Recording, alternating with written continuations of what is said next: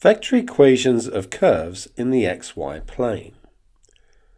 Consider the vector equation r is equal to 2i plus 2j plus lambda 2i minus j. Now I like column vectors, so I would rewrite this pretty immediately as r equals 2, 2 plus lambda 2, negative 1. Write this equation as a set of parametric equations. So using the I components, I'm going to get 2 plus 2 lambda, and that's going to be equal to x. And then using the j components, I'm going to get that y is equal to 2 take away lambda. We're then told to eliminate lambda to write a Cartesian equation. So from the first one here, I get 2 lambda is equal to x take away 2. So lambda is x take away 2 over 2. And then from this one, I'm going to get lambda is equal to 2 take away y. And so it follows that x take away 2 over 2 is equal to 2 take away y. And we could rearrange that into the form y equals mx plus c. In fact, let's just do that. X take away 2 is going to be 4 take away 2y. 2y would be 6 take away x. And so y is going to be 3 take away a half x. And we can see that's a straight line. We're interested in curves. So the first one we're going to consider is a vector equation of the form r equals a cos theta I plus b sine theta j. And we're told here that that defines an ellipse. Determine the parametric equations and the Cartesian equation of the ellipse with vector equation r equals 3 cos theta I plus 4 sine theta j.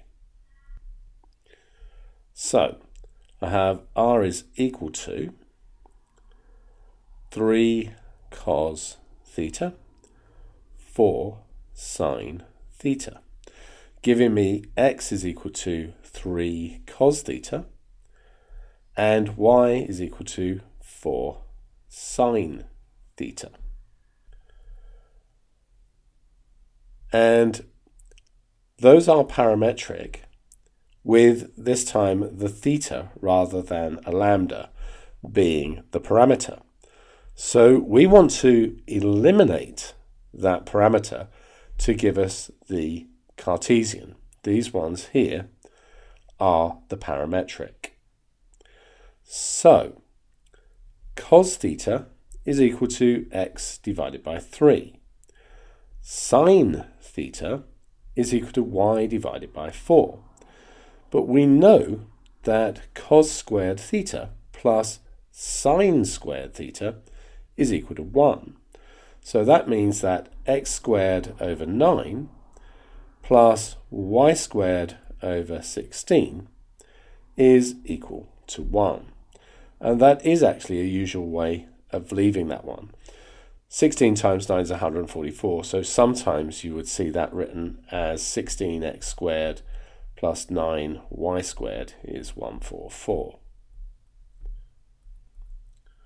So what we're going to do now is use our CAS to graph the parametric equations. So you can see it done over here, but we'll do it live. So let's go into graph and table. I'm going to just clear anything that's there at the moment. And then with the y equals here, we need to go to an x equals. So these are parametric. And we have 3 cos, and we need to use t here. So if we just go into our variables here, and we'll use t, and then this one here is going to be 4, and go back to math 1 and get sine, go back to variables, get t, and then we can graph that.